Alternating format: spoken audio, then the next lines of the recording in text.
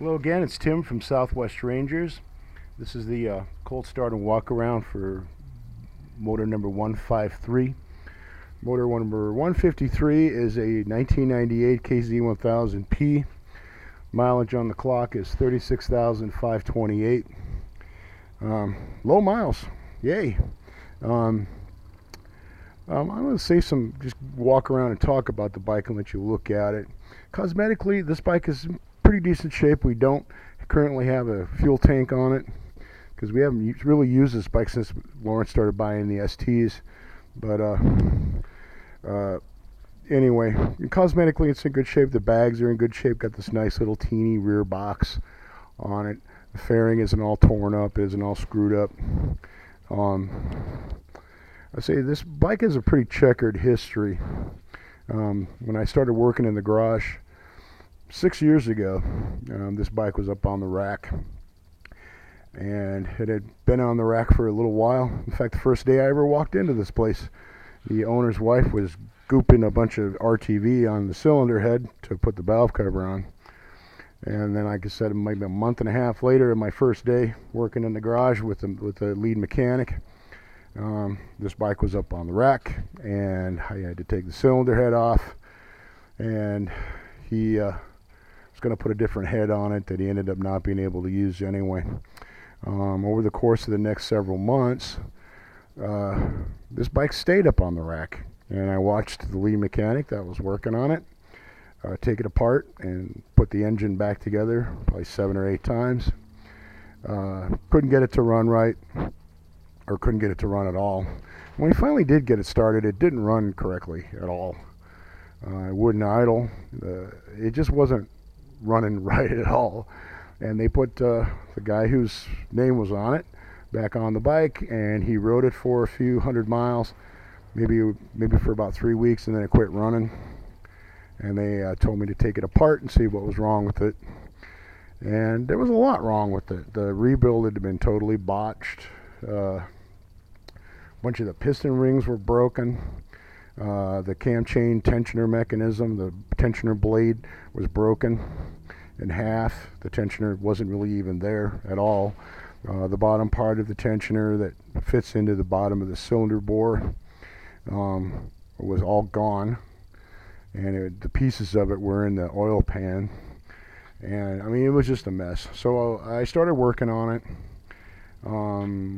Got it put back together at some point, though the lead mechanic refused to let me take the pistons off because he didn't have any clips for the piston pin. So I had to take the rings off, clean the pistons in place. We put new piston rings in it. He had a cylinder head. I took the cylinder head off. He took it into a shop. They had it for a couple of months. He told me it was rebuilt. Stuck it in there, and there was no clearance on the exhaust valves. He was like, it'll run. Don't worry about it. It'll work just fine. So we got it started. It ran pretty good that way. Replaced the cam chain at that time, and it ran for a few months. I mean, it ran for a while. It didn't quit running. And then when I took over the garage, this is the last rebuild that I wanted to do. I was like, the previous lead mechanic wouldn't let me do a real rebuild. He only wanted to do 1/3 of it. There's 20 steps that you need to do a rebuild and to do it correctly, but he only wanted me to do about 5 of them. I lobbied and ended up getting a few more of them done, but still at that point it hadn't been done correctly. So I decided, okay, we're going to do it. So we put a first oversized bore in it, bored it out, put the first oversized pistons in it, brand new piston rings, took the cylinder head off and took it to a shop, told them to do a valve job, brought it back, and there was still no clearance on the exhaust valves. 3 of the exhaust valves had no clearance. So I asked them about it, and they said, well, we can't. There's a problem with the valve seats. It's like, well, that's what happens if you run an engine with no clearance on the valves. If the valves are worn out, it kind of beats the valve seats into pulp. It just destroys them. So he didn't want to work on it anymore. I caught a hold of the guys at AP in California, and I sent the cylinder head off to them, and they said exactly the same thing that the machine shop in town said. They said, take that cylinder head off. I'm going to turn on the police lights so you can see them flashing.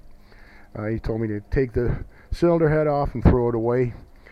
And I was like, you know, we've already put a bunch of money into this thing. It's got a bunch of new valves in it. Is there anything that you can do? And it's like, well, the valves have already been ground. So what they ended up doing was taking a little bit of material off the keepers on the other side of the valve, on the back side of the valve, enough that we could get it into spec, and we put it in service. Probably just a couple of weeks after we got that head back and put it all back together, the bike started to smoke. And we only use it real spottily, just very rarely since then. I say it was favored by our riders that were of shorter stature because they could ride it. It sits a little bit lower to the ground than the other ones for some reason, whatever reason that is. Anyway, so this is the cold start for it. I'm going to open this door up. This engine does smoke. The valve seals are basically wasted because of that modification. If you're going to use this bike, I say put a different cylinder head on it. The cylinder head that's on it is junk. I'm going to turn the fuel on here. One direction or the other, I guess. Alright. Give it a full choke. Let it sit for about, I don't know, 5-10 seconds. Let the carbs fill up with fuel. Very spotty use for the last 3-4 years, 2-3 years actually. I haven't hardly really used this bike at all. So anyway, here we go.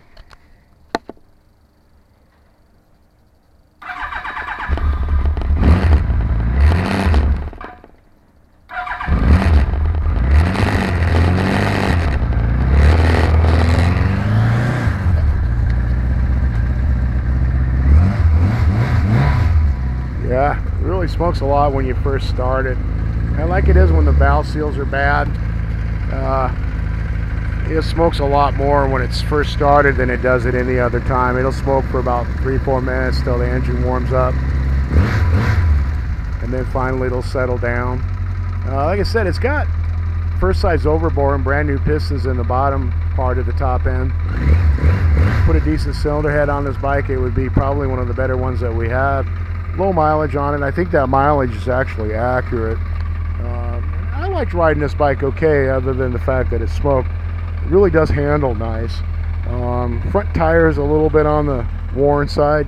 Maybe get a good look at it here. Can't really see it that well with the GoPro. Rear tire is in good shape. Everything else on this bike is in pretty good shape. With the exception of, you know, it doesn't have the best electrical system either. At one point I was overhauling the lighting system. There was 122 separate LEDs on this freaking thing. And I was like, 122 separate LEDs, that's too many lights, you know, and it's overloaded the electrical system. So at one point I was overhauling it, and I probably pulled 2 miles of unused wire out of it. There's a lot of wiring systems and lighting systems that have been abandoned, removed. They left the wires and put new wires down. It was just a joke. It was a really bad idea. But anyway, the motor runs great even though it smokes. But anyway, this is the end of the video, the end of the walk around for motor number 153.